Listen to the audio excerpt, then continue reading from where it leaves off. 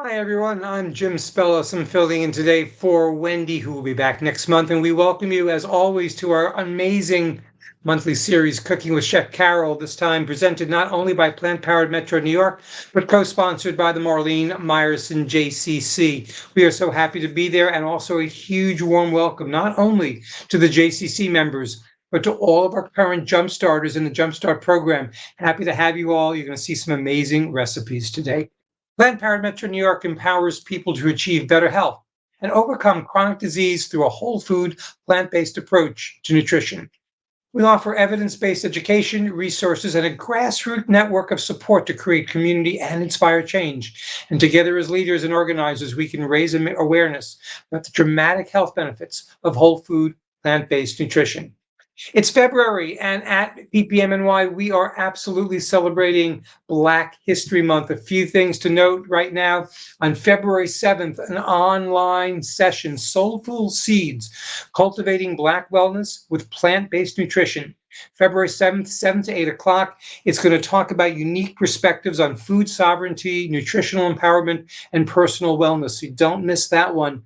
Later in the month, we have a live screening also for Black History Month of the Game Changers. It's going to be here in Manhattan at the Ginjan Cafe on 125th Street, and that is in Manhattan. So please, if you haven't seen Game Changers and you're in the city, definitely come out with us.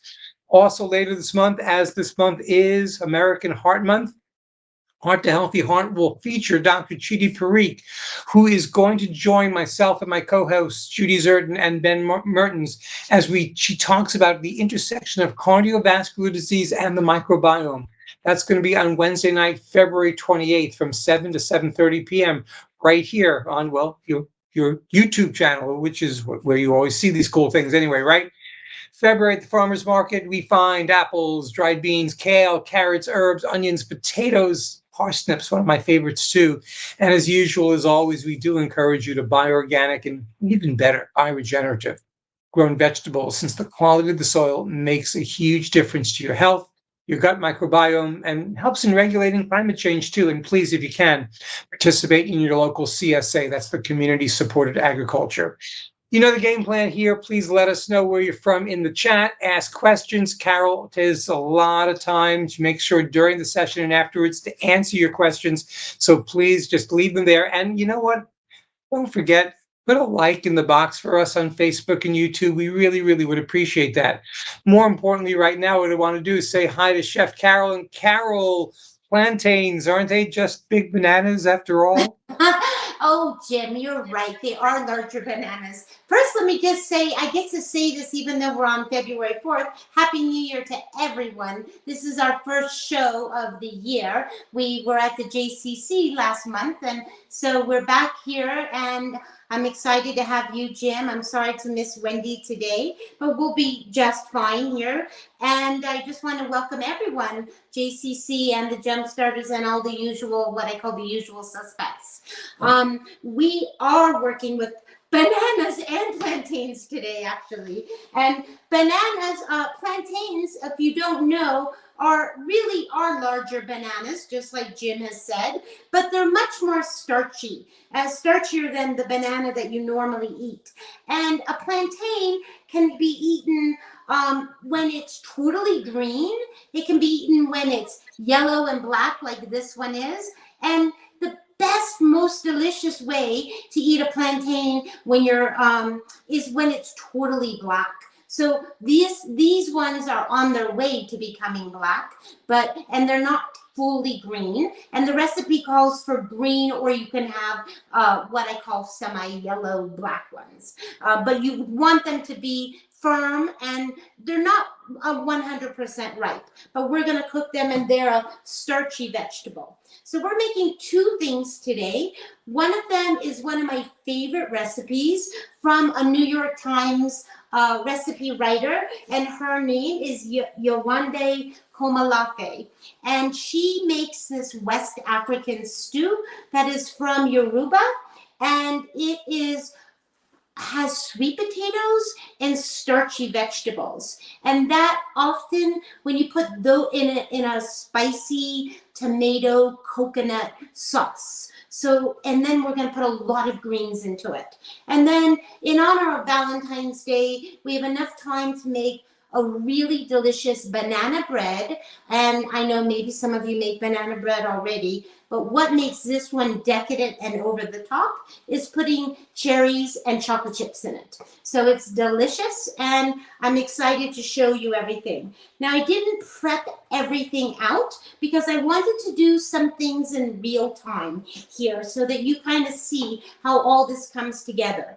Now, in this yam and plantain curry recipe, I pretty much wrote up the directions as they appeared in the New York Times originally, but I omitted the salt.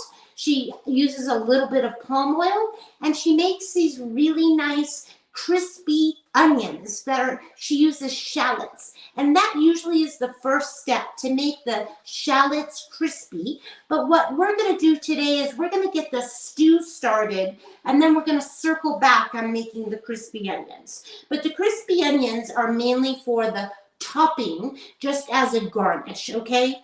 So let's just get started here. I'm going to put the burner on. I have a pan here, and we're going to just do certain things first. So what we're going to do, and I'm going to skip over the shallot part because we're going to go back to that. We have 3 to 4 garlic cloves that are not minced. They're kind of, I have more on my counter than I need, but they basically need to be smashed. So I'm just basically taking 3 to 4, and you're not going to eat these ever. They're mainly in there for the flavor, okay? So this is like probably 5 now that I've smashed, and we're just going to get them in the pan. And I already heard it sizzle. How do we know that it's ready? I forgot to show you that we're not using any oil. Now, when she makes the salad, she uses a 1/4 cup of oil, and we don't want to use the oil because it's full of empty calorie. It's full of no nutrients, no fiber, and also full of calories. So this pan is definitely hot. You can see the steam coming up, and everything is sizzling. And what we're going to do is we're going to get the garlic and so we're going to get the turmeric. So we have 2 teaspoons of turmeric, and we have 2 tablespoons of peeled and grated ginger. So we don't want to use the dry ginger. You want to use the fresh ginger that looks like that. And if somebody needs me to show you how to go about getting it grated, just type it or ask in the chat box, and I'll be happy to show you.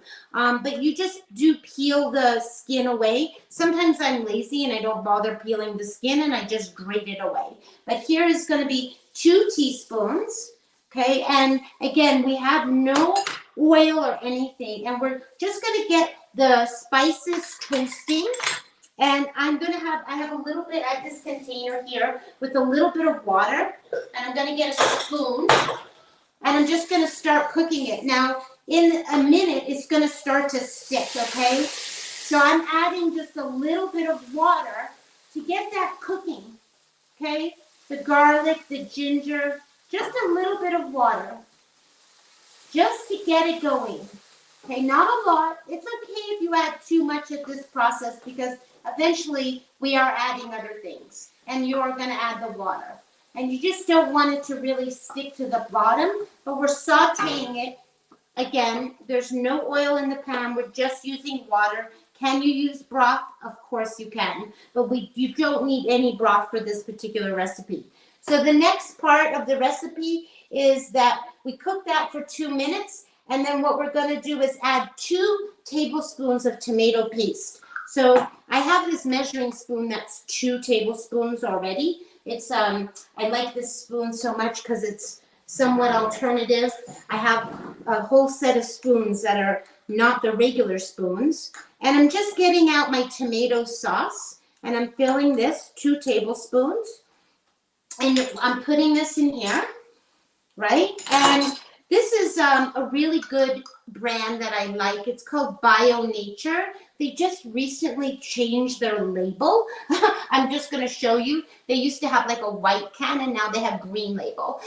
Why do I like this brand so much? It's from Italy. It has no salt added, and I like that it comes in a glass jar instead of a can.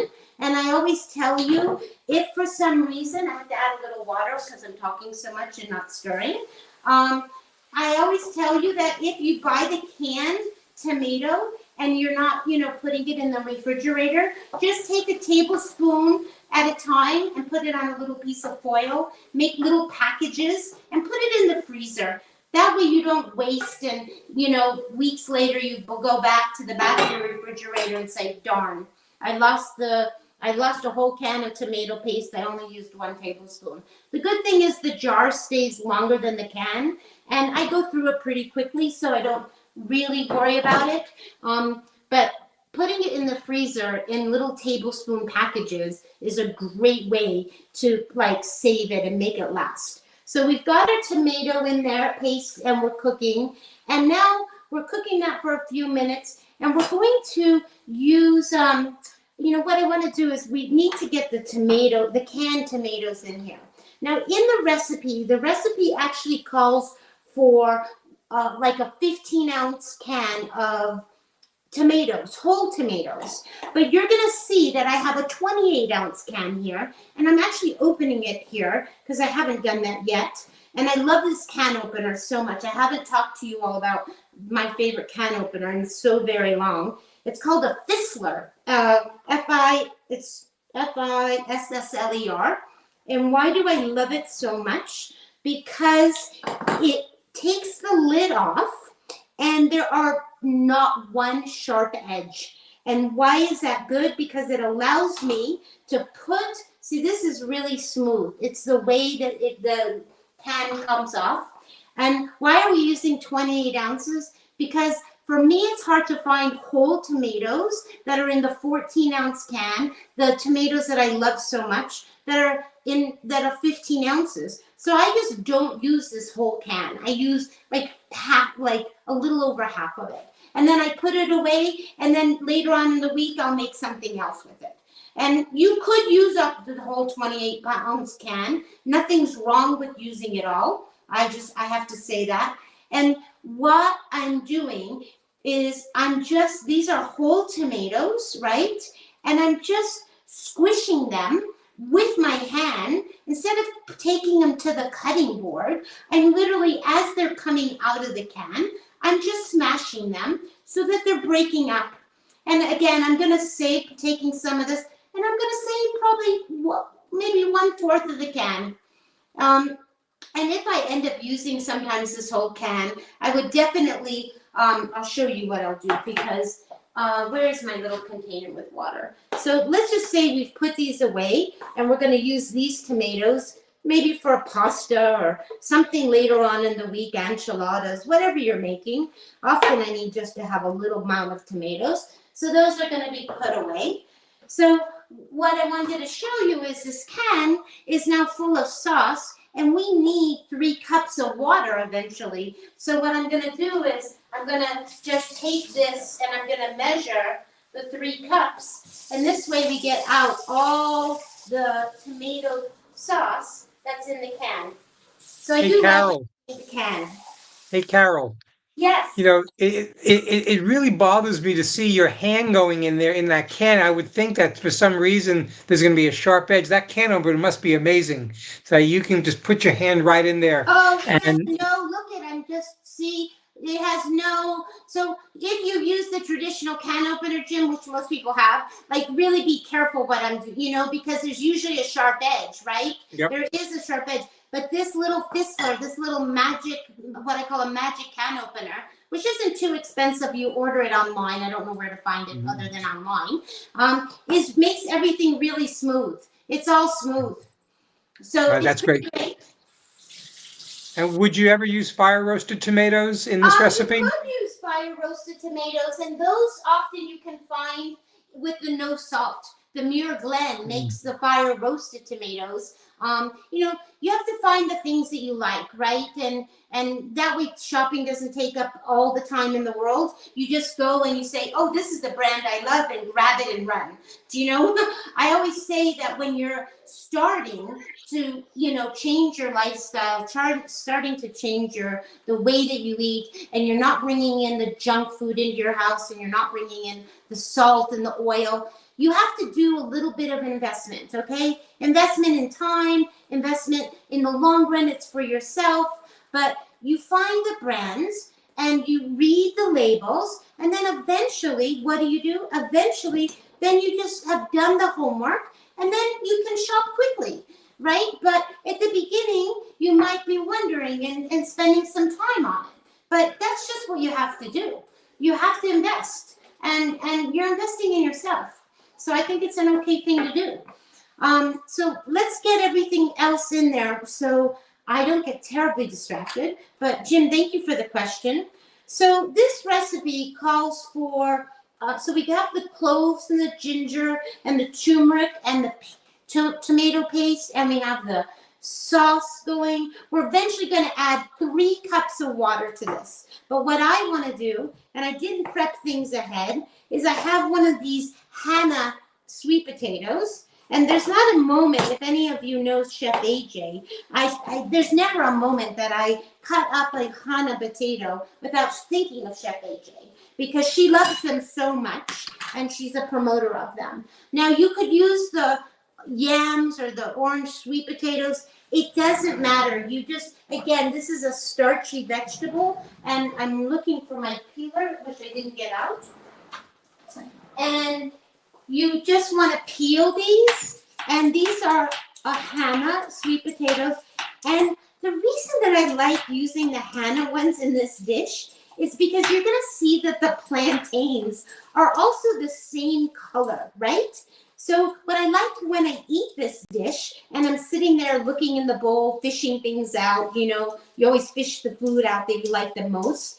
And I'm like, is that a sweet potato or is that the plantain? And I never know because they're the same color. And so when it gets to my mouth, I'm like, oh, that was the plantain, or oh, that was the sweet potato. So I kind of like using all white, but feel free to you're welcome to use the orange sweet potato, whatever you have. Again, this is a starchy stew. We're going to put a lot of kale into it at the end, but we have to, and we also are going to give it a little bit of spice. And how are we going to do that? We are going to do that with this amazing, what I call, it's a hot pepper. Okay. Now, some of you might say, I don't like spicy food. Well, you could try this method because we're not cutting up the pepper. We're going to just put it in, just like we put the garlic in for flavor, but we didn't mince it up. And what am I doing here? I'm peeling, and all this is going into a bowl. This is not for stock at all. It is for the compost. So I'm just kind of putting it in over here. I have many bowls going on over here. And I want to get the potatoes going. That's what I really want to get done. So we're just going to cut this, and we're going to make like 1.5 inch pieces. And I don't really try to cut this uniform. I kind of like to give it chunkiness, like odd shapes, okay? So I'm not making nice cubes. I'm making a bunch of kind of just big old chunky pieces, okay? That way it kind of stands out because I want it to look a little bit different than the banana. And I'm just, again, cutting it up into chunks. And it's going right into the stew. And we're getting that done really quickly. And I normally prep things ahead of time. And while I'm doing this, Jim, if anybody had a question, this would be a perfect time to ask that question. Nothing yet except the Fissler can opener is one that a couple of people just admired because it looks so safe and so great. It is so great. And you know what, Jim? I I've been opening all the cans for like months and months. Like, we start, when we're back in March together, we are starting our 4th year. We are starting our 4th year. And I do recall when I started these demos that I was always talking about that can opener. Like, I went on endlessly about talking. So I stopped. And I literally would open cans ahead of time because I thought everybody knew. But then today, I had this I thought, there's so many new people. And I need to remember that this can opener is like an amazing thing. So that's Yeah, why we also have our jump starters here. So anybody who's new to eating this way, giving them the right utensils and the right tools to be able to cook with makes it so much better for them.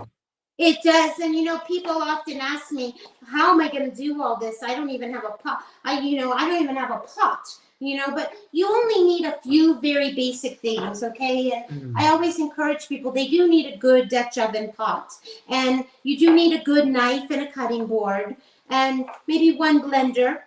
And, but start slow, just like you don't have to have 20 recipes. I'm telling you, I'm a creature of habit. I do like making creative new things, but I do eat the same things when I'm, often. Same breakfast, sometimes the same dinner week after week. I do come up with new things, but just get yourself comfortable with 3 or 4 meals, and then you're set. So it really isn't so as hard as one thinks. And so I don't want people to feel overwhelmed. You don't have to be overwhelmed. Plus, making a stew like that, it's going to stay for a couple of days, so you have meals for at least 2 or 3 days, Oh if my not gosh, longer. Jim, I was cooking a little beforehand, right before we started today, and I made this amazing. I just bought. I never buy cookbooks. Because I have too many. But I literally bought Will Boskowitz's new fiber fueled cookbook because I heard him speak and I was really excited, and I bought it blindly. Usually I have to look at the book and I have to study it, and then I literally cheat. I'm in the bookstore, I take a picture of a recipe, I come home, I try it. If the recipe is good, then I think, oh, maybe I'll go back and get the book. Okay, so I do this whole like little shenanigans before I go buying a book. But I live out here now in rural New Mexico. There is no fiber-fueled bookstore. Bookstore that carries the book. So I just bought it blindly.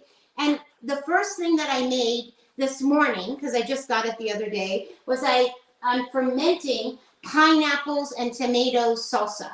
So I'm very excited. I'm tempted to show it to you because it looks so delicious. But you're going to have to do a show in fermentation. You realize that. I know. So I'm very excited about this because fermentation is so good for your microbiome. And why am I excited? Because I've already made some millet. I've already made millet for the week. I'm making the stew. I have the salsa for maybe later in the week if I have tacos or something. The salsa needs 3 to 5 days. But I feel like at the end of the week, I'm going to be eating that salsa. So I'm very excited about that. So I feel like I've invested some time in my day today of cooking, but I'm set up for the week when I'm super busy. Now, what we're going to do is I roughly talk to you about the peppers that we're using. And they ask for a Scotch bonnet, and I'm going to show these to you really closely. A Scotch bonnet or a habanero. Now, when I went to my store this week, they were called habaneros. And last week when I bought them, they were called Scotch bonnets. But they look exactly the same. So I think that these are habaneros. Habaneros they look the same as Scotch bonnets, and the Scotch bonnet is slightly fruitier and sweeter, and the habanero is slightly smoky flavor and more intense. Okay, but not to be afraid. I'm just going to get a little, not to be afraid of the heat is what I'm telling you. Now, I do love spicy things, so I'm just looking for my paring knife here in the drawer. And we don't need 2 peppers, we only need 1.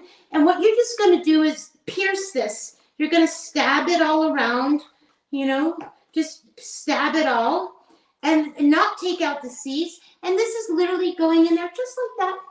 Okay, whole. We're never going to eat that pepper. It is just going to, the flavors are gonna seep into the sauce, and that's what's gonna happen. So that's good and safe, right?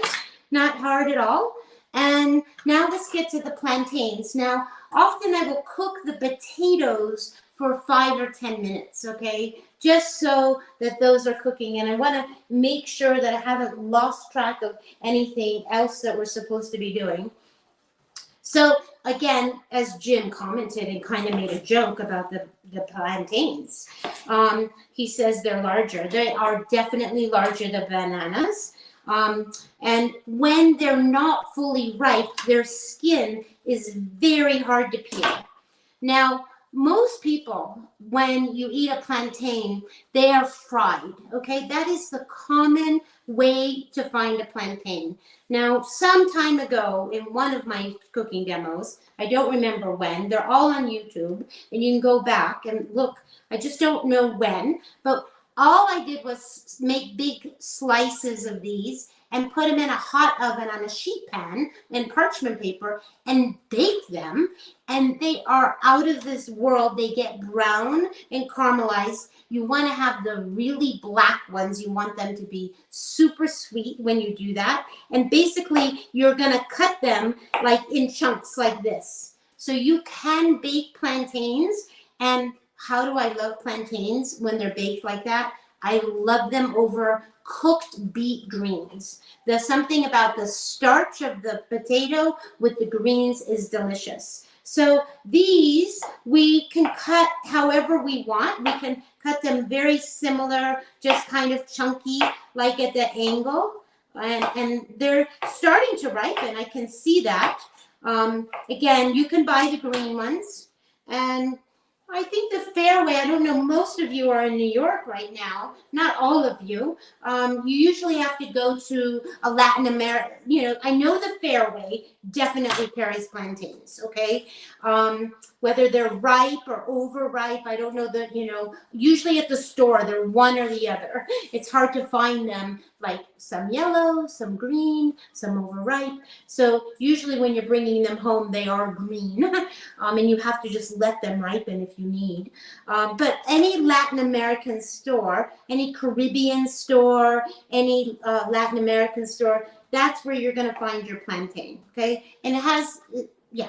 Did you have a question, Jim? Yeah, somebody has a question. Where do you get your veggies? Do you only use farmers markets, and what's around you in New Oh, Mexico? I wish I could. Okay, I'll tell you a fast, short thing. The question is, where do I get my veggies? Well, when I lived in New York, I only shopped at the farmers market, and because it was Union Square, I would ride my bike to Union Square, even in the winter, and I would buy it because they were open 4 days a week, and I would buy as much as possible from the farmers. And then I would supplement what I needed from Fairway or from Health Nuts or from somewhere but I live in New Mexico now. We are in the dead of winter right now. It is cold. We have no farmers market here until the last Memorial weekend is when our farmers market starts, and it ends in the middle of October.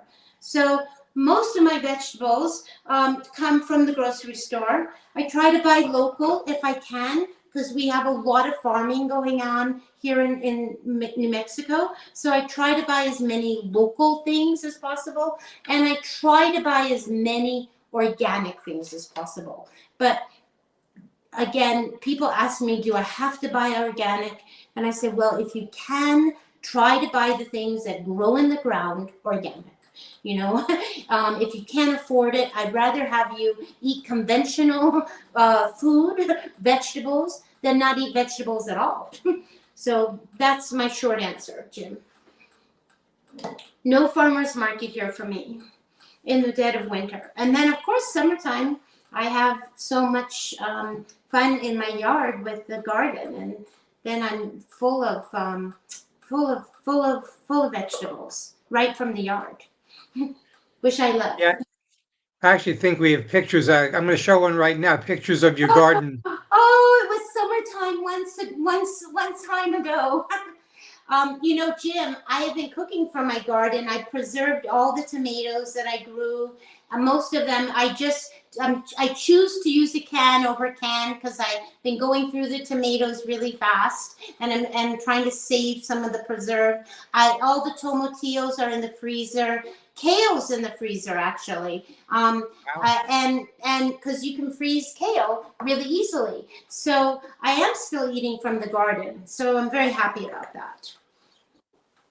Now we're going to move on. So I got the bananas in. I've gotten everything in. This is cooking, right? And I want to just double check. We did our plantains and our oranges. And eventually we're going to put coconut milk. Eventually we're going to put basil and cilantro because it belongs in this recipe. But we talk about this all the time. When you're not using oil, salt, or any processed sugar, somehow you have to learn to bring up the flavor. And there are three ways of doing that. One is with citrus, one is with fresh herbs, and one is with spices. So we've already done the turmeric, the garlic, the fresh hot pepper, and later we're gonna top it off with cilantro and fresh basil. And then we've got all of this kale that we're going to use. And maybe before we move on to the onions, I'll just talk about the kale because most of us eat curly kale,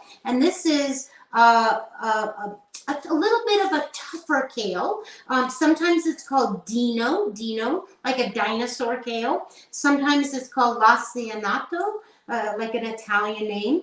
And its leaves are not as big, but it still has a tough stem. And just like any kale, you just want to peel it away. I usually just kind of pull it away from the stem, and then this part of it goes into composting.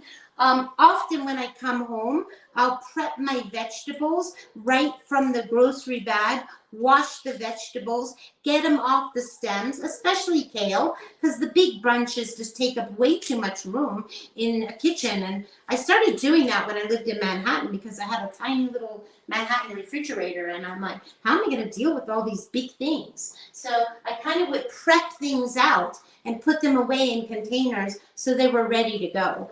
So this is a lot of kale. This is actually 2 bunches of kale. And eventually what I'm going to do, I'm just going to show you, is I'm just going to give it a couple chops, eventually. We're not going to do the whole thing because I realize, well, maybe we'll do the whole thing and I'll just take another bowl. And we'll just get it ready. We'll just get it pretty ready for for when we're going to put it in. The first time, how much kale does the recipe call for? It calls for 4 cups. And it says that we could use collard greens, which I think would be great. Collard greens need to cook a little longer.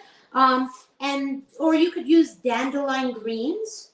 Now, if some of you are brand new to leafy greens, and I have to say that I was a vegetarian before I became plant-based 100%, and I didn't really like kale.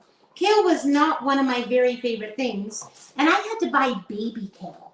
Baby kale was how I learned to like kale. Now I can eat all the kinds of kale, and it doesn't have to be baby kale.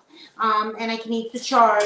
But for a long time, I was fixated on just spinach. And spinach is good, but there's way more nutrients and fiber and antioxidants. And so the dark leafy greens, you really want to learn how to get these into your system and into your body. And for me, it's always a reminder. I can eat as many beans without anybody telling me to get the fiber, but you want to get the greens in there too. So I'm all the time trying to figure out how am I going to get those greens into my diet? What am I going to do? Because it doesn't come naturally. It really doesn't. Carol, and one thing, it's Heart Healthy Month, and those greens make such an impact on the endothelial lining, which is incredibly helpful for people with heart issues, cardiovascular issues. So I listened the other day to Dr. Esselstyn. He was getting interviewed by his Plant Strong on Rip Esselstyn's, and he was talking just about that and how he makes his heart patients eat leafy greens 6 times a day.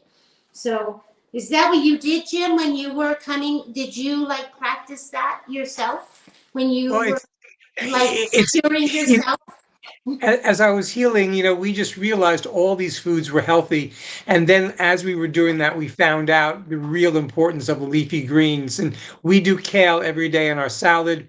There's an amazing kale and sauerkraut recipe that we do with a nutritional yeast dressing that really is phenomenal.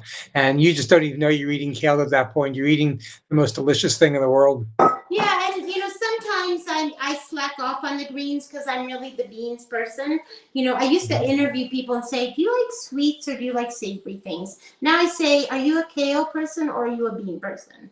And so I do believe you're one or the other. Maybe you're both sometimes, but what I always liked, Wendy and I used to eat together a lot, and she was really the greens person and I was the bean person. So it was a good combination because she was always reminding me about eating the greens, and I was always reminding her, you must eat the beans. So both of them have fiber, and we're all lacking fiber. So if you're a new jump starter, it is super, super, super important to learn about fiber. Fiber, we are so deficient. Us Americans are so deficient in our fiber that it's frightening, actually. So anyway, fiber is important, and we can talk about that if anybody has any questions. So this is now, I have the kale all ready to go. I'm going to move this pot just to the gas burner to the back because you don't need to necessarily watch it cook, but it does need to cook. So, and what are we looking for? Before we add our greens and all the rest of the things, we're just trying to get the plantains and the potatoes cooked, okay? So this is just gonna go to the back, and I'm just gonna put a flame underneath it. It's not gonna be near you, I know, but that's okay. And we're gonna switch out that pot for a saute pan. Because remember I told you that in this recipe, she likes to make these crispy, caramelized, really they're caramelized onions. And I'm going to just get them here in front of us. And these are shallots. So I have shallots. I thought I saved one for you. I thought I did. Oh, I did. For some reason, at my store, the shallots were like as teeny as a garlic. And it actually drove me crazy because usually they're kind of bigger. They're bigger.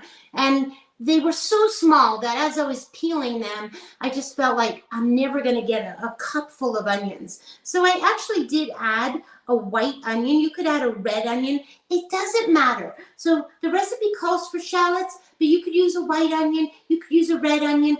You can use a combination of onions. It doesn't matter. You want to peel them, and then you want to julienne them. You want to slice them. And you want to end up with a lot of them, at least a cup. You could have two. It doesn't matter. It just doesn't matter. So I have a combination here of shallots. Shallots are a milder onion than the yellow onion, and they're not as sweet as a red onion. But and what we're going to do is we're going to get this pan hot, and I'm going to show you, she uses a 1/4 cup of oil in the original recipe, and that's okay for when she developed the recipe, but we're not going to use that. And I want to show you that we can, with some patience. You will have to have patience. We do need either some water or some broth, so I'm going to just get this water, and we're going to check to see when the pan is hot. Because you don't want to put things cooking in the pan until the pan is actually ready and sizzling. That's anytime you're sauteing, you want to get the pan hot. Now, it's starting to make a noise. I've put this is electric burner. I like gas better, but I put it all the way up to a hot, what I call a medium-high heat. And that is, we're just waiting for the sizzle. There we go. I hear it. And we are going to just put these onions in the pan. Okay? And they are going to begin to cook. And if you know, onions have sugar in them. They have a high sugar, they have sugar content, natural sugar. So there's no, just putting them over the heat. And if you're patient, they begin to sweeten and they begin to caramelize. And I promise you, they'll be so delicious, and they're not going to be oil drenched. and they're not going to want to make you take a nap afterwards. They're actually going to be crispy and delicious. Okay, so I have the water here, and I'm going to just listen because we use all of our senses when we cook. Our eyes, our nose, our smell, our taste, our ears, and I'm just going to listen to these cook. Okay, if I were in the back doing something else, I'm always going to be listening because we don't want these onions. I'm just going to rinse this. We don't want these onions to stick to the pan. Okay, I'm using a ceramic pan. That is one good investment if you're starting out and brand new. They're not sticking at all. I haven't added any water or broth, and I'm just going to let them just start to cook. And I will add little bits of water to them at a time while they're cooking so that they don't stick, okay? But we do have to be kind of patient with it. Now, I want to show you another way to do this because I realized while having my oven on this afternoon, I thought, you know what, we could do onions two ways. The one way is that I'm showing you in the saute pan. The other way is in the oven. Okay, so I just took a sheet pan. This is a small one. I lined it with parchment paper, and then I only had a yellow onion. So I cut it in half, and then I cut it in half again. So I made little small pieces, right? So they're not big, long pieces. They're short onion pieces. And I piled them up. I did 3/4 of an onion. And then I gave it a little spritz with water, just like this, like onto the sheet pan. And then I put them in the oven at 400 degrees. It could be 425, but 400 is fine. And then every 10 minutes or so, I looked in the oven and I gave them a toss. And if I saw that they were sticking at all to the paper, I would just give them another little spritz of water. And basically, they got done probably, I would say, in 30 minutes time. And I had this whole bowl full. I didn't make a lot, but I made enough. They shrink, just like any kind of greens. They shrink. But I just want to show you, I made a bowl full of crispy onions, which I love. Yeah, what? If you think I'm going to just use these on this dish, I have been making these kind of onions for a long time. And sometimes while they're in the oven, I put a little bit of balsamic vinegar on them. And then I use these onions to put in a salad. And that is the dressing. Literally, I just toss these wet balsamic onions with the greens and whatever vegetables I'm eating in the salad. And it is like dining going to heaven because it's sweet, it's got the balsamic vinegar that's tangy, and it's got onions, which are really very, very good for you. And so we have our garnish already. These are from the oven, and I'm just going to keep cooking these. These are not, I haven't added any water yet, right? I haven't added a single bit of water. You can see that they're already browning, right? But you do have to watch them. You're not just going to go out of the room and into another room and read a book. You have to watch them. So otherwise, you might have to add a little water to them, but can you all see how they're starting to get brown? Can see clearly. So you've destroyed the myth that you need oil in order to brown your onions. Yes, it's such a myth, Jim, because I went to chef's, I didn't go to chef school, but I worked in restaurants almost my whole adult life. And I work in a kitchen now in a bakery, and I watch them pour the oil. I watch all the oil go into the pan, and I'm horrified by that now because they think they need it, but they don't. Yes, I understand people think that it's flavor, but I'm telling you, when you cut out the oil or the butter, just like when I tell you I make an apple pie without the butter and without the sugar, you can't even believe how delicious, because the oil and the butter are so heavy and they act as a mask to the flavor of the food. So if you remove that mask, and then you're really tasting the food and not covering it up with the oil and the all the fake, you know, I don't know, things that make you tired and drag and give you calories and just aren't good for you. But it So, does take a mind change. yeah, a question about crisping up potatoes.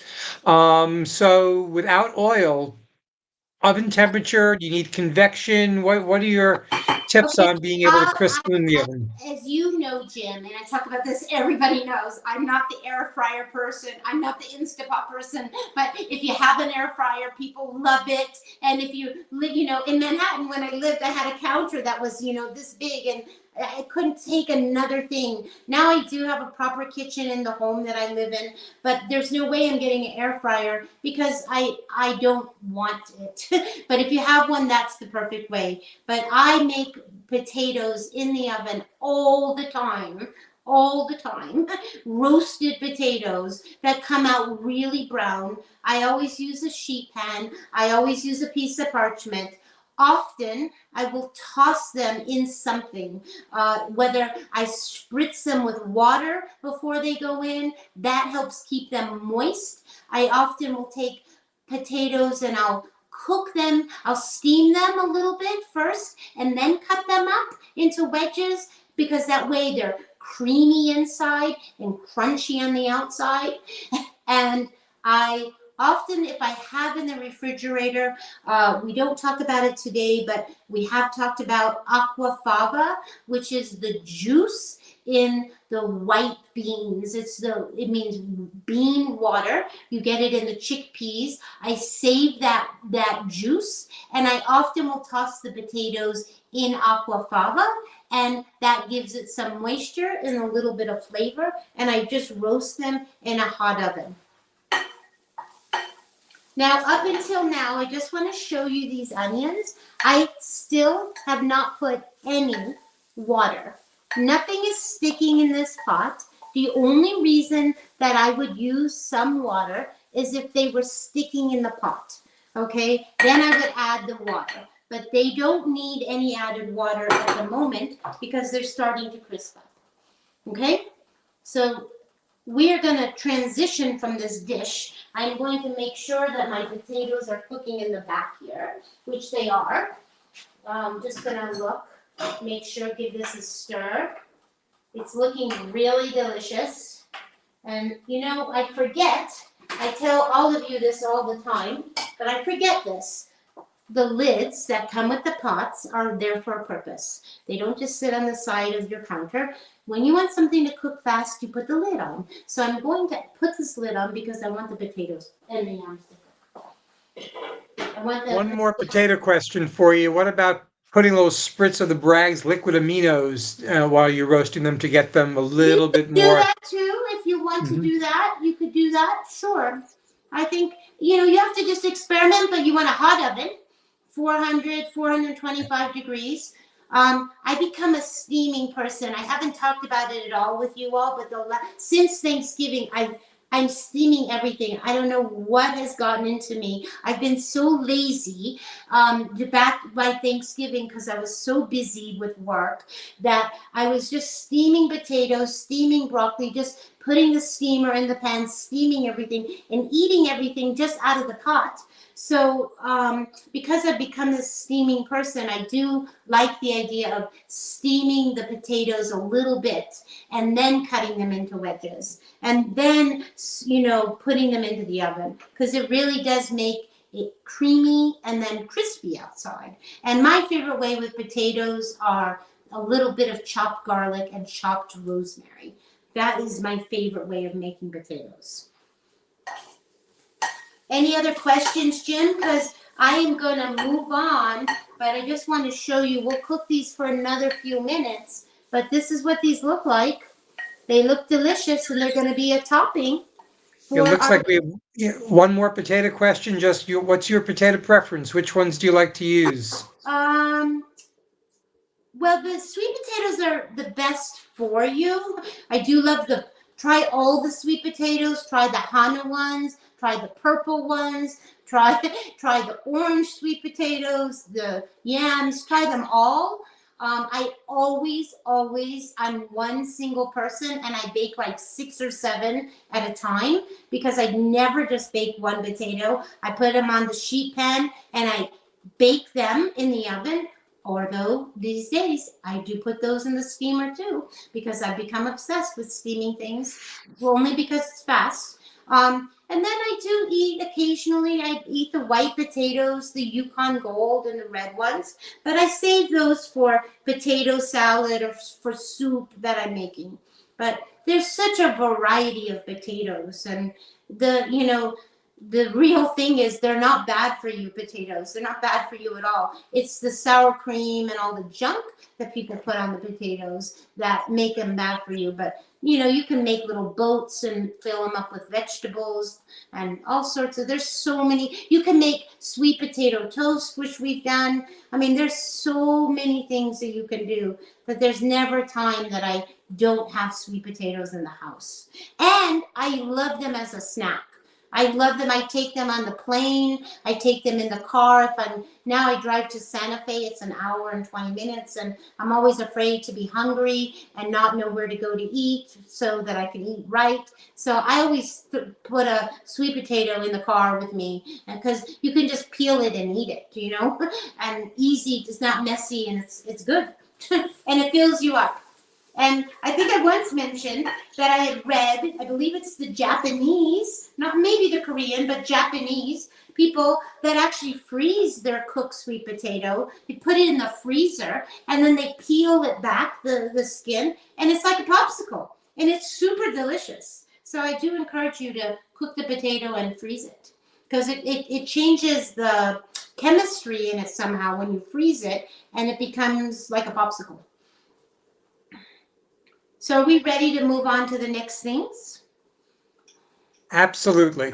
Okay, just making sure. So these onions, I'm just, they're pretty done, but we're just, I'm just going to move these things that I have here for a moment so I don't lose track of them. And I'm going to keep stirring. I just want to stir this back here. It's looking so amazing. I'm so excited about this dish. We're gonna go back to that, and we're gonna do a little bit of baking. And I know that in December we made a delicious ganache with bread with cranberries, and we had chocolate on top. So this is similar, but it's a decadent dessert, because usually banana bread is very plain, and we have to think about Valentine's Day coming up, and we want to eat something that's healthy for us. And there are plenty of, recipes that I've done in the years past where we've made a chocolate tart or a cheesecake for Valentine's Day. So you can go back to those YouTube demos when I've made really decadent desserts. But this is a simple dessert. I'm going to call it a simple dessert because it's a banana bread, and we all always have bananas, all of us. But it's got chocolate in it, and it's got cherries, and so that's kind of exciting. So let me just, I'm going to turn this off now, because these onions, and we never used any of the water. I thought that we might need the water, but I just want to show you how they're crispy. They're caramelized, and we'll just set them also up just like we set the other ones up. And I probably won't be able to tell the difference between the ones we did in the oven and the ones we did in the skillet. Okay, but they're going to go in here. And this, I now have twice the amount of onions that I need, but like I said, I will put some balsamic vinegar on these, and they will go into salads during the week, and it will be delicious. So we now have two sets of two things of onions. One, again, I can't tell the difference. They look the same. One done in the oven at a high temperature, 400, and then the other one done in my skillet here. And those are ready to go for our garnish. Okay? And amazing, right? I think it's good to know that you don't have to, especially if you're living in New York, sometimes you don't want to turn your oven on. Maybe you're cooking something only on the top of the stove. It's a hot day and you don't want to necessarily turn the oven on. You never know. So anyway, it's good to always have two ways of cooking something. So while we're talking, I have 2 ripe bananas. I'm always having bananas, just like I'm always having sweet potatoes, because we make nice cream. We make nice cream because it's nice to our bodies. But there are ways of making. I think when I became a vegan, the 2 things that I felt like I was going to maybe die over and not have again in my life was pizza, gooey pizza. I was worried I was never going to have that, and I was worried I was never going to have really delicious ice cream. But now I make ice cream, and I'm sure, Jim, you make it too, out of bananas and put it in frozen bananas and frozen fruit and whip yourself up some nice ice cream, right? Actually, Carol, we have the gonanas. So we use the bananas along with some fruit that we have. Sometimes put a little chocolate in there. It is just absolutely delicious Isn't and it so easy heavenly? too. And my favorite ice cream which is pistachio, which I thought I would never have that Mm. again. And one time I made it for us here in the demo, but it's a Dr. Furman recipe. But he put spinach and avocado and pistachios and and some dates, and it's rich, but that's what pistachio ice cream is. And just a few bites, just a teeny little cup of it, just a little ramekin full, is so satisfying and so delicious. So That sounds amazing. and Yeah. then, the gooey pizza that I thought I was going to miss. I make my own gooey pizza now, with cashew cheese or whatever, and I'm fine. I don't miss anything. I don't miss anything. People are always saying, what do you eat? I'm like, I eat everything. I eat so much that I eat everything. So this banana is going into the compost. So I had to think about where that was going. Let me get the milk out really quickly. And I just smashed 2 bananas, and we'll do the liquids first while I'm thinking about it, okay? So we need to have 2 smashed bananas, and I make this so often that I kind of have it memorized. We need 1 cup of plant-based milk. Now, it's up to you if you're brand new to all of this eating and you've never had plant-based milk. I tell you, try them all. Try them all. Try oat milk, try almond milk, try macadamia, try them all. Try all the oat milks, try all the soy milks, and find something that you like. Now, I do encourage you to find something that you like that doesn't have a lot of junk in it. A lot of those plant-based milks have preservatives. So this here is just soy milk, and it's just soybeans and filtered water. That's all it is. Almond milk, there's a brand that I like called 3 Trees, and it is just almonds and filtered water. Okay, they put a lot of stuff in it. Why? The reason that they put stuff in it is to make it shelf stabilized, and also they put sweeteners and things to make people like them even more. So so just be careful. Again, learn to read the label, and you're just looking for the actual product, the almonds or the soybeans or just the oats and the water, nothing else. And you can certainly make your own. I am a baker and I do a lot of baking, so I go through milk quickly, so I definitely buy the milk. We'll talk about the milk again when we go to the coconut milk, because coconut milk is very high saturated fats, and you want to watch how much saturated fats you put into your body. So we'll talk about substitutes for that, but when we get there. But let's do this first. So we need 1.5 teaspoons of vanilla, right? 1.5 teaspoons. So that's going in with the milk. And then what else do I have? I have a container here. I know what that's for. So that is the wet ingredients: milk, vanilla, and banana. So we're going to push that aside. We'll just put this milk aside.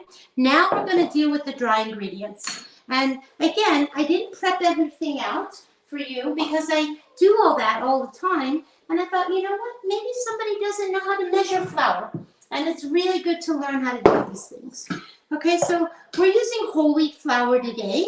That is what the recipe is, from a woman named Vicki Brett. She has a website called Ann Arbor Vegan Kitchen. That's where I found the recipe. And I did slightly alter it just a hair.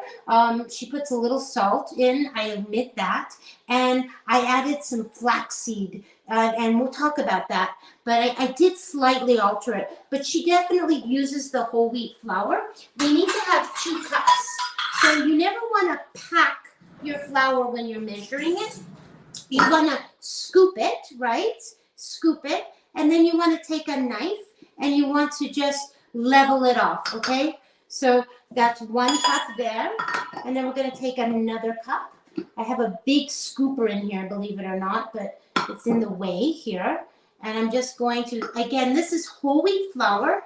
Now, for those of you that are gluten-free, I have many friends now that are gluten-free. You know the flour to substitute when you're not using a wheat-based flour. And you could use a spelt flour, but the whole wheat flour is what she uses. You maybe could use an oat flour, and I know for certain a gluten-free flour would substitute out just fine. So you could substitute that out if you'd like. So what else goes into the dry ingredients? We need 1 teaspoon of baking powder and 1 teaspoon of soda. Okay, again, I omitted the little bit of salt that she put in. We don't need that. And I added 1 tablespoon of flaxseed. And I added the 1 tablespoon. Now, often you will see that we make a flax egg, which hopefully all of you know what that is. If you don't, it's 1 tablespoon of ground flaxseed and 3 tablespoons of water is a replacement for an egg.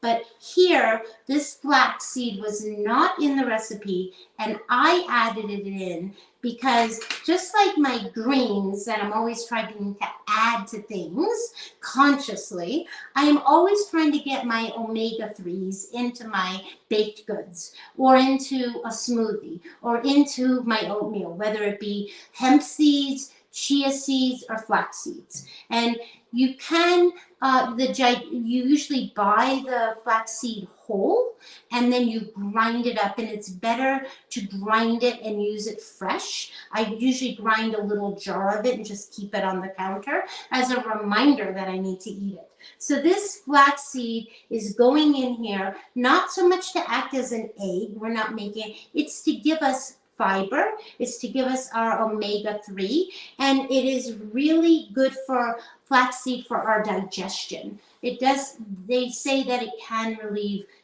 constipation. So we just want to get some flaxseed in here. I'm sure, Jim, you do the same thing, right? Like, are you always trying to get your omegas, or like, are you always trying to consciously get in like 2 or 3 tablespoons of something a day? It's never a problem because in the morning there's flax and chia go into the oatmeal and into our smoothie as well. And, you know, people say, well, what happens when you don't eat fish? Well, you get all your healthy omega-3s from the flax and chia and walnuts, and you don't need to go overboard. It's just so easy. Hey, And a I like question that for you, you Kim. have like a set thing that you know you're doing it. Like I do put it in the oatmeal. I do the same thing like you, and I try to take care of it in the morning. Do you know, like I'm done. Like, but I also, as I bake or do other things throughout the day, sometimes I'm making a dressing. Sometimes, or I'm making tortillas, right? And I'm like, oh, let's put hemp seeds in the tortilla. You know, like I'm always like, it's just always on my mind to get it in. You know. Yep, I got to do. Before I let you go here, a question came up about the vanilla. Is it alcohol free? And as sort of as a follow-up, could you use a vanilla bean powder instead of the extract? You could use a vanilla bean powder, and it is not alcohol free, the kind that I have, but you could use either one, alcohol free. You can, it's there for flavor, okay? So powder, alcohol-free, regular, I have the pure vanilla. Some people, make their own vanilla, which is basically bourbon and you put a vanilla bean and you slit it and you let it sit in a jar for a long time and make your own vanilla. But I have really good vanilla extract here, pure vanilla extract. Any other questions?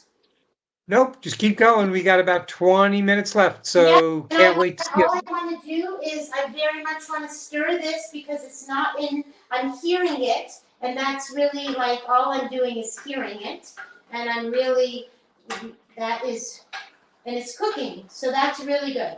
And because of the starches, Jim, you want to really pay attention to it, right? You want it to, because it has starch, so it has the potential to stick to the bottom. It does have that potential. So I'm going to add a half a cup of chocolate chips.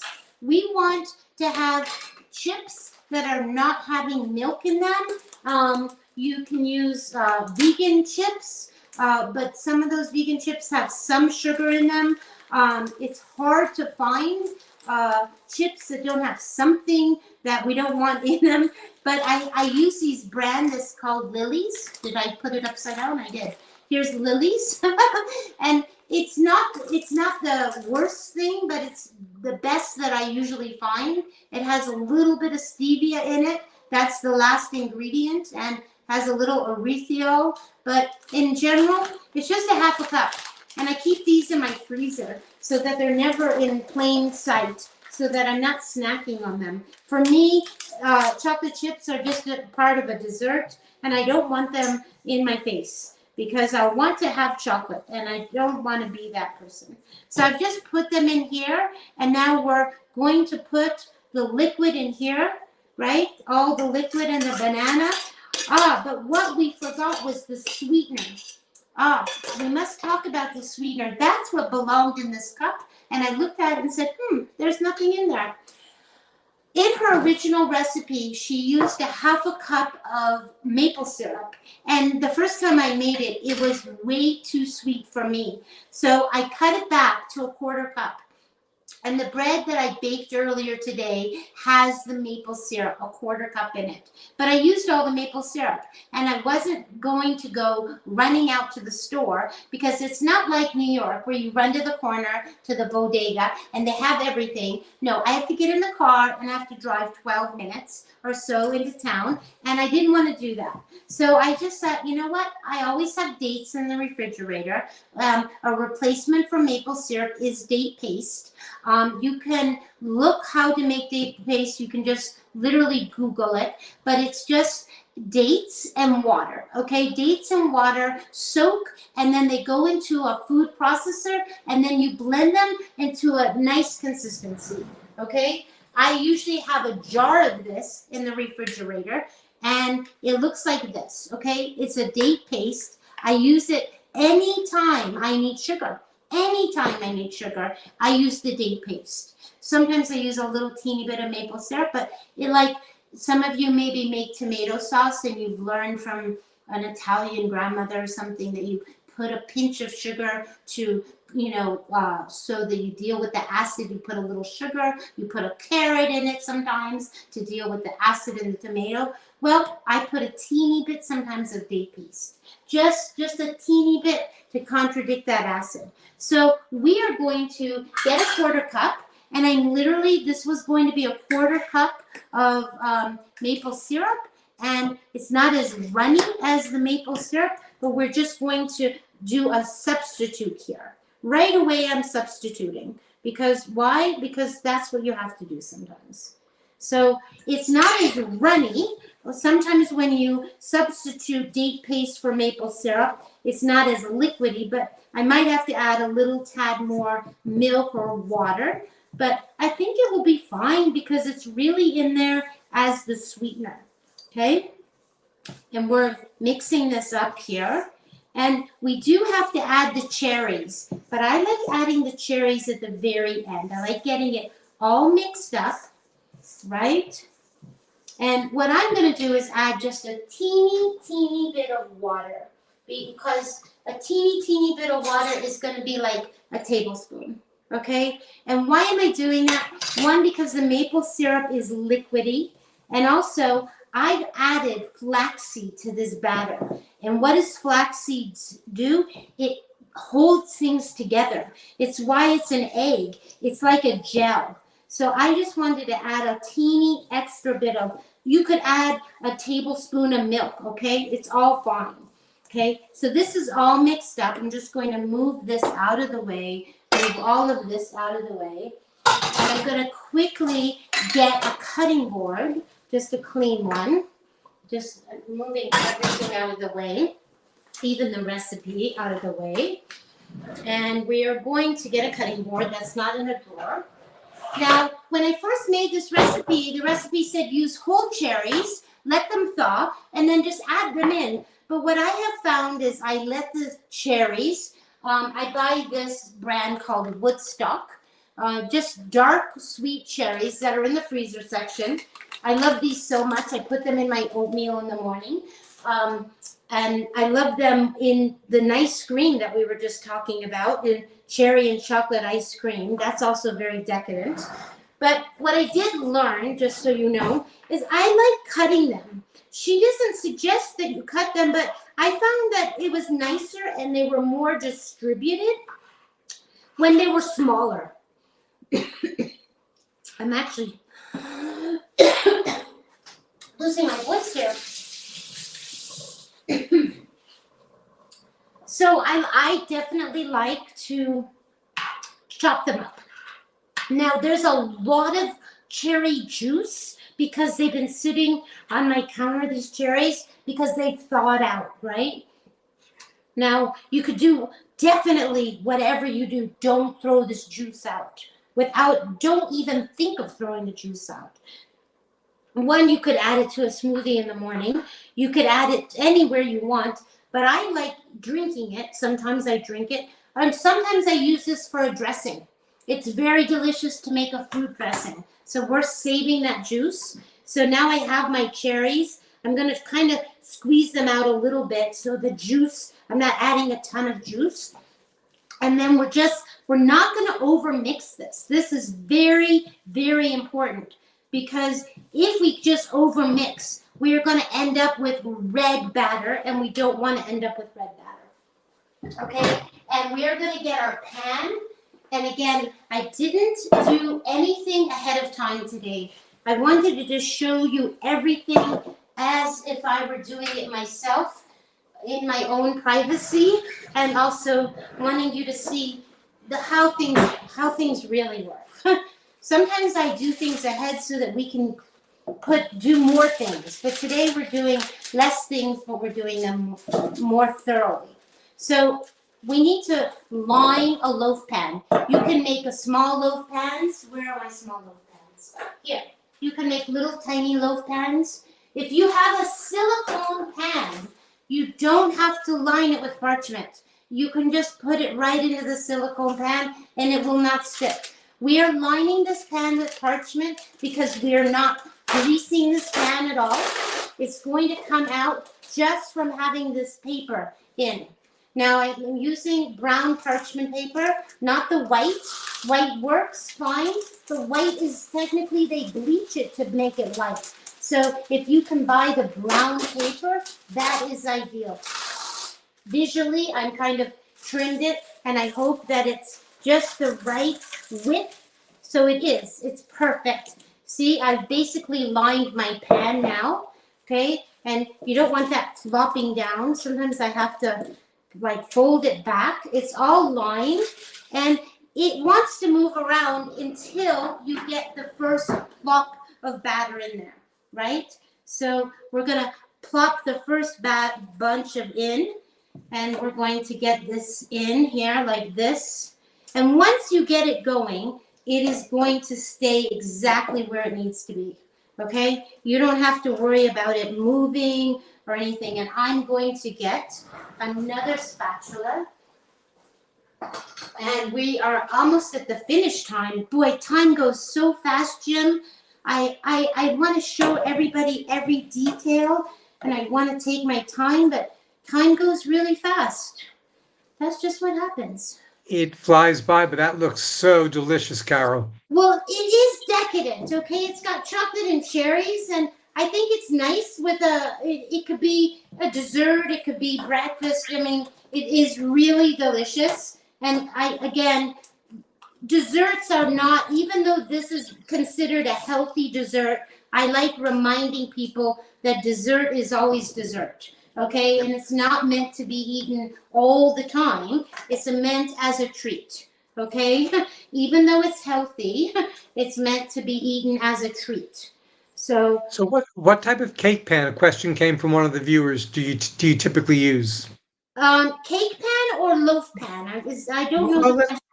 well, the question was asked as cake, but let's go with both. Let's go with what you're working with right there, and Well, then this is just an enamel pan that I actually love. You know, I love enamel so much. I'm kind of like an enamel junkie, and I buy all these enamel plates and bowls. And when I saw this, I collected my mail in it. When I used to live in New York, I would put all my mail in this pan.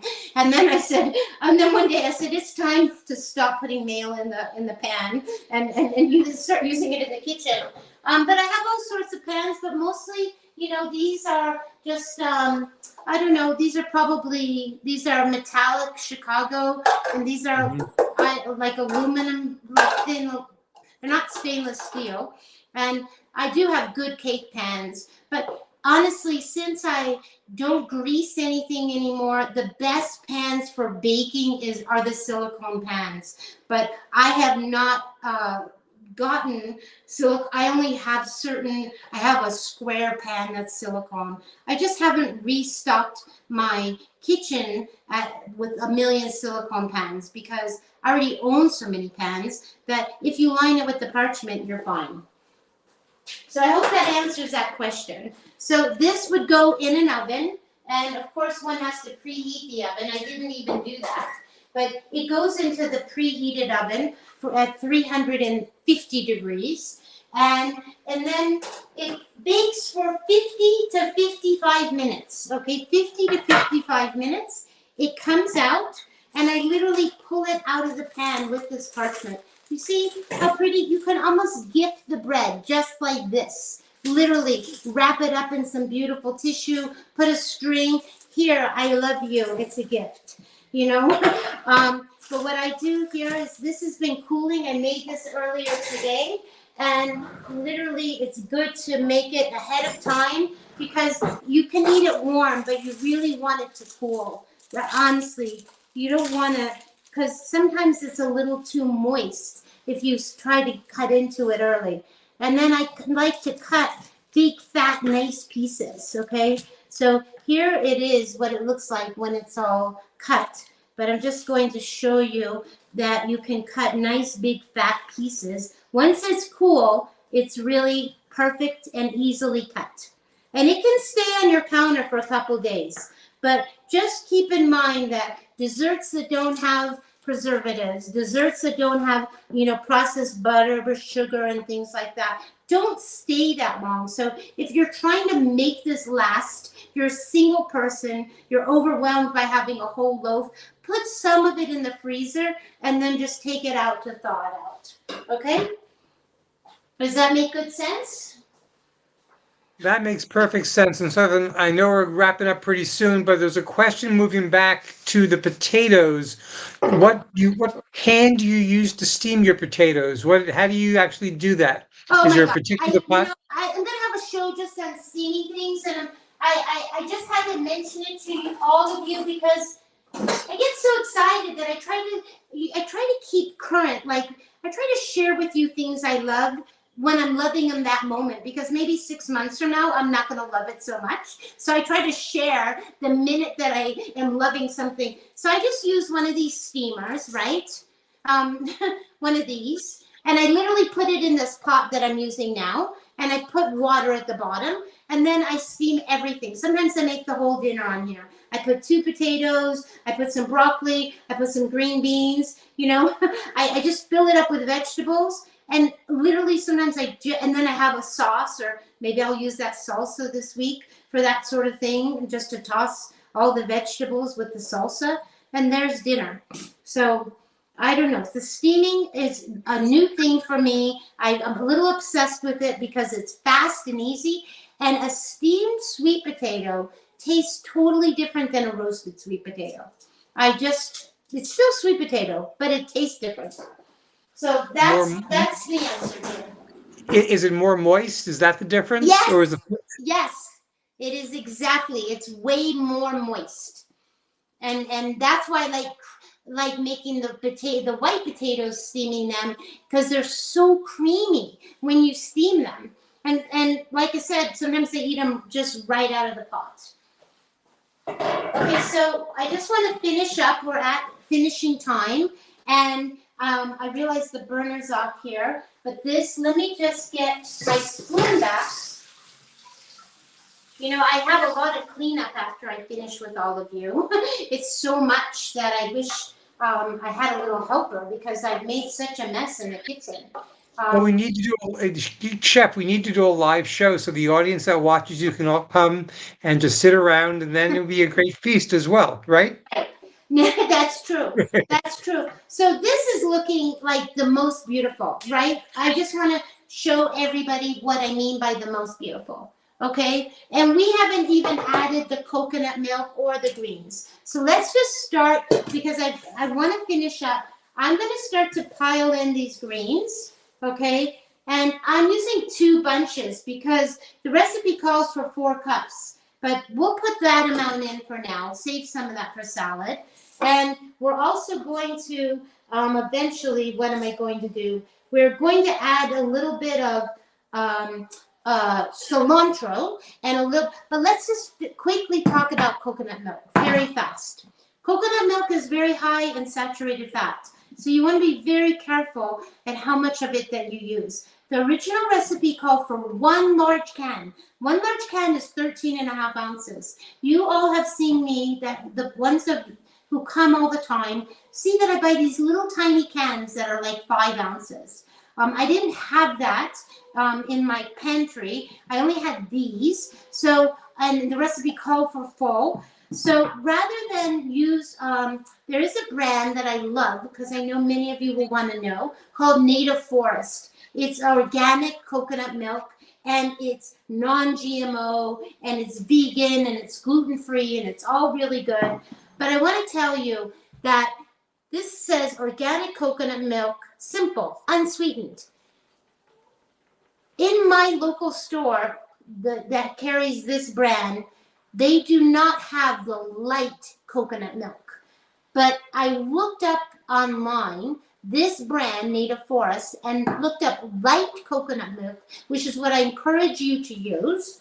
And it is 64% less fat. 64. That's more than half. That's incredible, right? And then there's this light coconut milk, unsweetened. So while I'm talking to you, this one needs to be opened. This one I just pierced by not meaning to pierce it, because I was going to use the light right in front of you. But what we're going to do is we'll use this one that is not as light, but I do encourage all of you to use the light, okay? But I'm going to use a lot less, okay? I'm going to use half of this, and that's all that's going to go in there. I'm going to get some of the fat that's sitting at the top, and then I'm literally only using half, okay? And I'm getting that all mixed in. That's all getting mixed in. I'm kind of getting it all. And that is all the coconut milk that I'm going to use. What am I going to do with the rest of the coconut milk? I'm going to freeze it for another time, okay? And So, Carol, I know we were talking or before the show about a little hack with a coconut extract and maybe another plant milk. Would that also be something that can be yes, because that was something that you like doing, and I told you what I do sometimes is I take a plant-based milk. You could take almond milk, but for this particular replacing coconut, I like using soy milk, okay? Because it's really smooth, just like I like soy milk in my black tea, because it's really smooth, okay? There's a reason to like certain milks. And so I take the soy milk, and then I make what you call a slurry. A slurry is a little bit of cornstarch. You could use arrowroot, you could use tapioca flour, you could use any kind of thickener and water, and you make what you call a slurry. And then you add that to the soy milk, and that will give you creaminess and thickness at the same time. And that would replace your coconut milk. Okay? So there are lots of options here, right? You got a Lots great of comment that options. yeah, that people love the color in the pot. It's such a beautiful rainbow look that you have with that stew. Well, it's so beautiful, and honestly, I found when I made it last week that I was eating all the kale like too fast. So I'm actually going to put all the kale in because somehow by the time at the end of the week, I just had potatoes left. I don't know where all the kale went. So this time today, I had 2 bunches. Again, the recipe calls for 4, but you can never have too much. And you want a really hearty green, okay? Like I said, you want collards or this kind of lacinato or dino kale, they call it sometimes, right?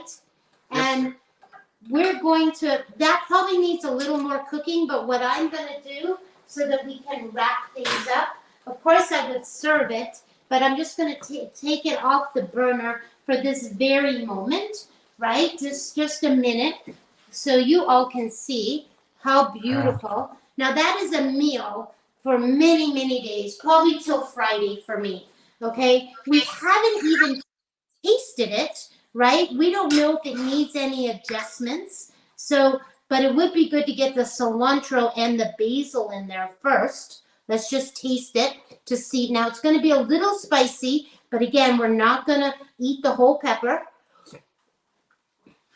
Oh my gosh, is it out of this world delicious? Delicious. It is spicy. It is a little bit spicy. Again, if it comes out too spicy for you, then add the little bit more coconut milk or make yourself the soy in the slurry because it will dilute it, okay? And it will give it added creaminess. Now, again, if you make anything too hot, it's always hard to go backwards, right? But you could also add a little more tomato paste. You could dilute it with a little water if you wanted to, right? There's all sorts of ways that if something is too hot for you, how you deal with it, okay? It is hard to reverse it. So, but I only used the 1 pepper, but it was hot, right? And then I'm going to, we would garnish this. So let's just say, I think the potatoes are done, you know? I could actually serve it in a bowl and just show you, yes, putting a fork through a banana and a potato, and all of it's done, right? So let's just get a bowl, and we'll just pretend, well, not even pretend, but we'll serve this, right? So oops, look there's the pepper. I'm serving up the pepper right away. So let's just put it in a bowl, right? It looks so delicious. Those starchy, good greens and vegetables you can see. I'm kind of getting a little bit of a facial here. So there's that. Then we're going to put a little bit of cilantro, right? And a little bit. Now you could put the cilantro just right in here. That would be fine too. You don't have to do it in a serving. And then we have some fresh basil. And I'm just going to tear some off if I can get it out of the jar here, right? And basil is something you don't want to really chop to death, like a cilantro when you're chopping. It's a very tender green. I like saving these and cooking, putting them in rice. I put the stems in rice. Why do I do that? Because it gives the spice a basil flavor. So everything has more than one life to it. So we can put a little bit of basil on top here, but really it's all going to go into that dish, into this dish, like this. This will eventually get tossed, and all that extra cilantro and basil is going to give it also more flavor. And then we cannot forget our delicious onions, right? We made the onions for the top to garnish. So that's ultimately what we have here. We have our garnish. So we have a big pot of soup, a stew. We have a dish with beautifully garnished with cilantro and basil and roasted onions and I don't know, and banana bread with chocolate chips and cherries. I don't think you can go wrong on any of this. I hope everybody's enjoyed this demo, and I'm thankful for all of you for coming. And thank you for Jim for hosting. And you're always behind the scenes, but it's so nice to have you fresh and in the front. And thank you for sitting in for Wendy. Oh, it's my pleasure, Carol. The food looks amazing. People are still asking questions. They want you to come to New York City for a cooking retreat weekend. And how would you store that? Just one last question. How would you store that in Oh, the well, fridge? you could, have containers. I like portioning some things out because I run to work and I like grabbing a jar that's exactly what I need. Also, I didn't tell you that I made a lot of millet. Millet is an ancient grain, and lots of African people eat millet, and they also eat couscous. And if you wanted just to have a little bit of grain, I usually make one container like this full of grain for the week. So it could be quinoa. Sometimes I make barley. Sometimes I make all sorts of grains. Sometimes it's, but I made 1 cup of millet equals like 3.5 cups of cooked millet, and the proportion is 1 cup of millet to 2 cups of water. So you could serve a little bit of millet here. Why do I like having this? I love millet in my oatmeal. I like millet sometimes on salad, So I'm really set for the week, Jim. I just want you to know. Looks that way. I'm Too like rapid. a Yeah. stew. I've got, and I put it away usually in quart jars to answer your question because I like everything in glass. But however you want, and then you could freeze it too if you wanted. You could. Okay, So, rapid fire question for you. We got to go. Spinach instead of kale, would that work? Yes or yes, no? yes. And is this high in iron for women with anemia? There is iron. I don't know how high in iron, but there is iron for sure in the greens and maybe in the plantains. I'm not sure about the iron, but it's yep. Next question. Carol. No, that was it. We got to go now, but it was absolutely phenomenal. So why don't we wrap this up with a couple of final announcements that we can talk about? And what we really want to remind you is that we do have some really interesting stuff coming up in honor of Black History Month. Soulful Seeds online Wednesday, February the 7th. Black History Month movie night, The Game Changers, Thursday the 22nd at the Gingen Cafe in New York City. And then, as always, we have Heart to Healthy Heart coming up at the end of the month, talking about cardiovascular disease and the gut microbiome. Please, as always, join us online. Join us to be able to share all the great information. If you want to know anything more about our events, you can always go to plantpoweredmetrony.org/events. And even I hear a dog in the background, so we're going to have to take a look at Carol one more time. Instagram, you want to check out Carol at the Veggie Vanguard and Carol at the veggievanguard.com. And let me get you back on the screen, Carol. I mean, my goodness. Oh, gosh. There we go. Isla says hi, and thank you. Isn't that the way to end the show? Isla, it is so great to see you. I'm sure you're going to be eating really well tonight as well. On behalf of everyone here at Plant Powered Metro New York, realize that we have another Chef Carole coming up in a month. That's Sunday the 3rd on 5 p.m. right here on YouTube, Facebook as well. So anyway you go, just watch Chef Carole. A thank you to Wendy Sachs, who couldn't be here tonight, but she'll be joining us again next month. Alan Smithy, as always, thank you for your contributions, and to the entire PPMNY team. And on behalf of Cooking with Chef Carole, we're reminding you to eat your fruits, veggies, nuts, beans, seeds, stay healthy, stay warm, and eat great stuff like Chef Carole shows. Good night, everybody. Say good night, Isla. Thank you. Bye, Isla. And she eats her baby.